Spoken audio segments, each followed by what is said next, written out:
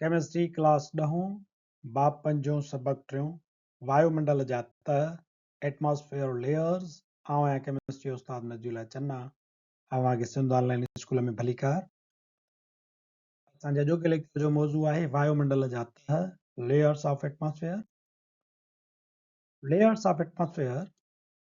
The Earth's atmosphere is divided into 5 layers based on temperature and density. धरतीअ जो वायुमंडल या धरतीअ जे ॿाहिरां मौजूद एटमॉस्फेयर गर्मी पद ऐं घाटाई जे बुनियाद ते 5 तहनि में विरायल आहे। नंबर पहिरियों तह आहे जेको धरतीअ सां लॻो आहे ट्रोपोस्फेयर, उन खां मथियों तह आहे स्ट्रेटोस्फेयर, उन खां मथियों तह मीज़ोस्फेयर, अञा मथे हलंदासीं त थर्मोस्फेयर ऐं आख़िरी ॿाहिरियों तह आहे एक्ज़ोस्फेयर।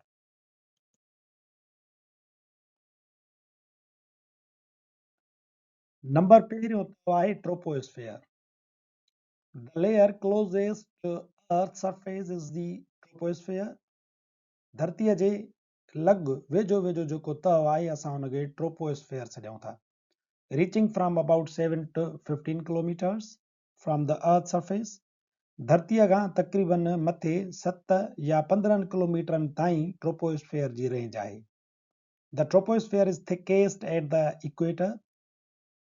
ट्रोपोस्फेयर ख़त इस्तवा वटि तमामु थुल्हो या तमामु घाटो हूंदो आहे and much thinner at the north and south pole ऐं वरी नॉर्थ ऐं धरतीअ जे साउथ पोल ते इहो तमामु छिडरो थिए थो, यानी ॿिन्ही कुतुबनि वटि इहो छिडरो आहे ऐं ख़त इस्तवा वटि धरतीअ जो जेको गोल असां ॾिसंदा आहियूं ख़त इस्तवा इक्वेटर उन वटि वरी इहो तमामु घणो थिक आहे, घाटाई ट्रोपोस्फेयर जी उते मौजूदु आहे।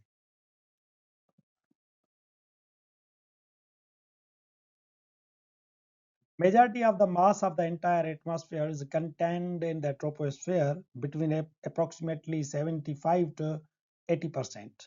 वायुमंडल जो तकरीबन 70 खां 80% सैकड़ो जेको वज़न आहे उहो ट्रोपोस्फेयर में ई समायल आहे। Most of the water vapor in the atmosphere along with dust and ash particles are found in the troposphere. पाणीअ जा बुखार, दज़ वग़ैरह मिट्टी हिन ई ट्रोपोस्फेयर में ई असांखे मिलंदा आहिनि। Explaining why most of the Earth's clouds are located in this layer. ऐं इन पाणीअ जे बुखारनि ऐं दज़ वग़ैरह जी हिन ट्रोपोस्फेयर में मौजूदगीअ जे करे ई हिते ई ककर वग़ैरह पिणु ठहंदा आहिनि ऐं मींहं जो मंज़र थींदो आहे।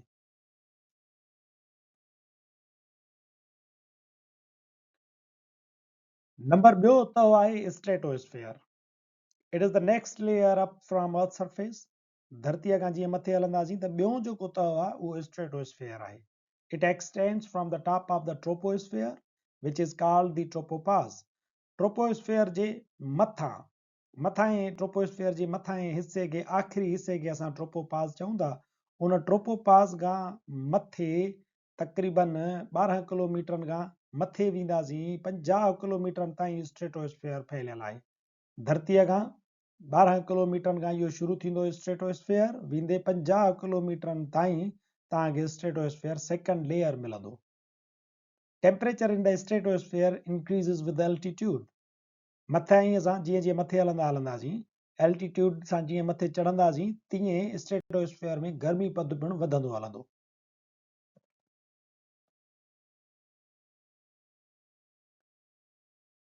Three atoms of oxygen makes up the ozone layer of the stratosphere. असांजो ओज़ोन तह जंहिंजे बारे में तव्हां अक्सर करे साइंस जे क्लासनि में ॿुधो आहे उहो पिणु असांजे स्ट्रेटोस्फेयर में मौजूदु हूंदो आहे ऐं तव्हांखे इहा ॼाण आहे त ऑक्सीजन जा 3 एटम गॾिजी करे ओज़ोन लेयर जो हिकिड़ो मॉलिक्यूल ठाहींदा आहिनि। This ozone absorbs some of the incoming solar radiation. इहो ओज़ोन जो तह सिज मां ईंदड़ जेके शुआ आहिनि उन्हनि जा कुझु खे त जज़ब करे वठंदो आहे, shielding life on earth from potentially harmful ultraviolet light. ऐं हिन धरतीअ ते मौजूदु जेके जानदार शयूं आहिनि उन्हनि खे सिज मां ईंदड़ अल्ट्रावायोलेट रेडिएशन्स खे जज़ब करे हिननि जानदार शयुनि खे महफ़ूज़ कंदो आहे and is responsible for the temperature increase in altitude. ऐं इन ई जीअं त इहो ओज़ोन लेयर उन्हनि यूवी रेज़ खे जो जज़ब थो करे इन जे करे जीअं स्ट्रेटोस्फेयर में असां मथे था हलूं तंहिंजे करे इन जी गर्मीअ में पिणु वाधि ईंदी आहे।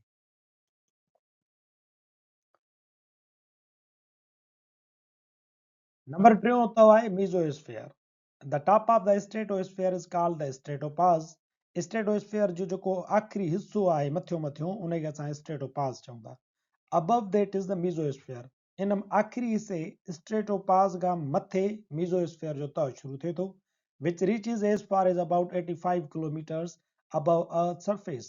धरतीअ खां तक़रीबन 85 किलोमीटर जेको मथे में फ़ासिलो वञी बचंदो, 85 किलोमीटरनि ताईं मीज़ोस्फीयर मौजूदु आहे।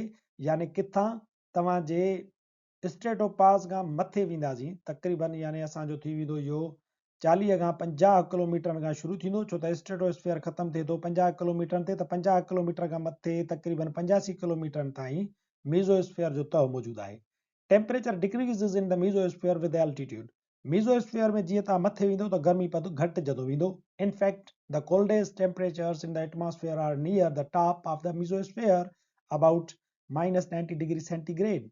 हक़ीक़त में इन मीज़ोस्फीयर जे जीअं तव्हां मथे वेंदो एल्टीट्यूड ते त घणे में घणी थधि हिते मौजूदु हूंदी आहे। तक़रीबन -99 डिग्री सेंटीग्रेड ताईं थधि मीज़ोस्फीयर जे मथियनि हिसनि में मौजूदु रहे थी। Atmosphere is thin here. Mesosphere में असांजो जेको वायुमंडल आहे उहो छिडरो थींदो आहे, but still thick enough so that meteors will burn up as they pass through the mesosphere, creating what we see as shooting stars। मीज़ोस्फीयर में एटमॉस्फेयर छिडरो थींदो आहे, पर एतिरो उहो घाटो हूंदो आहे जो मथां मिटियोर जेकी हिकिड़ा पत्थर थियनि था उहे जॾहिं मथां खिला मां हेठि किरंदा आहिनि, ज़मीन जे तरफ़ ईंदा आहिनि, त उहे मीज़ोस्फीयर में घसंदे घसंदे ॿरी वेंदा आहिनि। ऐं असां इन्हनि खे अक्सर करे ॾिसंदा आहियूं, उन्हनि खे किरंदड़ सितारा या शूटिंग स्टार्स पिणु चवंदा आहियूं। The upper boundary of the mesosphere is called the mesopause. Mesosphere जे आख़िरी हद खे असां वरी मीज़ोपाज़ सॾियूं था।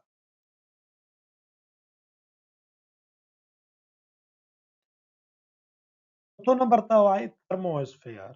The thermosphere is located above the mesopause and reaches out around 600 kilometers। मीज़ोस्फीयर जे आख़िरी हिस्से खे असां सॾियूं था मीज़ोपाज़। मीज़ोपाज़ खां मथे थर्मोस्फीयर शुरू थिए थो, ऐं मीज़ोपाज़ जेको आहे असांजो मीज़ोस्फीयर उहो 90 या 80 किलोमीटरनि ताईं हूंदो आहे। 80 किलोमीटरनि खां मथे तक़रीबन 800 किलोमीटरनि ताईं थर्मोस्फीयर मौजूदु आहे। Not much is known about the thermosphere except that temperature increases with the altitude। Thermosphere जे बारे में अञा वधीक ॼाण एतिरी कोन्हे का। एतिरी ख़बर आहे त जीअं थर्मोस्फीयर में मथे हलंदा वेंदासीं त गर्मी पद वधंदो वेंदो, गर्मी वधंदी वेंदी। Solar radiation makes the upper regions of the thermosphere very hot, reaching temperatures as high as 2000 degree centigrade। सिज जे किरणनि जे सबबि थर्मोस्फीयर जो मथियों जेको हिसो आहे उहो घणो गरम रहंदो आहे ऐं तक़रीबन 2000 डिग्री सेंटीग्रेड ताईं गर्मी पद थर्मोस्फीयर जे मथे हिसे में थी वेंदो आहे।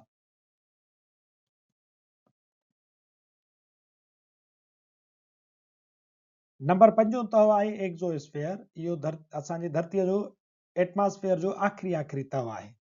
एक्ज़ो जो मतिलबु आहे ॿाहिरियों, स्फीयर माना तह, ॿाहिरियों तह, हीअ आख़िरी तह आहे। The uppermost layer that blends with what is considered to be outer space is the exosphere। मथियों तह जेको वञी करे खिला सां मिली वेंदो आहे, इनखे असां एक्ज़ोस्फीयर सॾियूं था।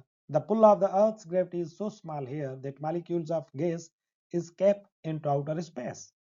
हिते एक्ज़ोस्फीयर में धरतीअ जी ग्रेविटी एतिरी घटि हूंदी आहे जो एक्ज़ोस्फीयर में जेका चिडी थोरी गैस मौजूदु हूंदी आहे उन जा जेके मालिक्यूल आहिनि उहे परते खिला में पिणु हलिया वेंदा आहिनि। टेबल ॾिनल आहे किताब में 14.2 जंहिंमें एटमॉस्फेरिक रीजन्स जूं कुझु ख़ासियतूं ॾिनल आहिनि। नंबर पहिरियों त असां वटि आहे ट्रोपोस्फीयर, जेको 0 किलोमीटरनि खां 12 किलोमीटरनि ताईं मथे रेंज करे थो। धरतीअ जे सरफेस खां शुरू थींदो 12 किलोमीटर ताईं ट्रोपोस्फीयर मौजूदु आहे।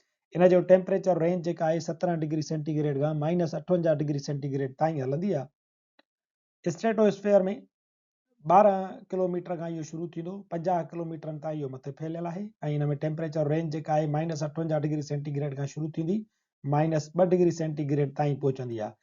-58 यानी जीअं असां स्ट्रेटोस्फीयर में हेठां हलंदासीं त -58 खां शुरू थींदो, मथे जीअं वेंदासीं त -2 ताईं पहुचंदो, यानी टेम्परेचर मथे हलण सां वधंदो वेंदो आहे। छो त हिते ओज़ोन लेयर मौजूदु हूंदो आहे।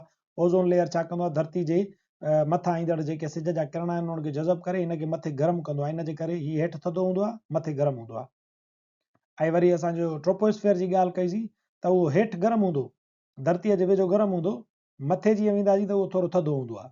मीज़ोस्फेयर जेको वरी स्ट्रेटोपास खां मथे शुरू थींदो, 50 किलोमीटरनि खां मथे 85 किलोमीटरनि ताईं मीज़ोस्फेयर फैलियल आहे। इहो बि जीअं मीज़ोस्फेयर में तव्हां हितां खां शुरू थींदो त 2 डिग्री सेंटीग्रेड खां शुरू थींदो, मथे -93 यानी टेम्परेचर मथे हलण सां घटि थींदो वेंदो आहे, तमामु घणो थधो मीज़ोस्फेयर थींदो आहे।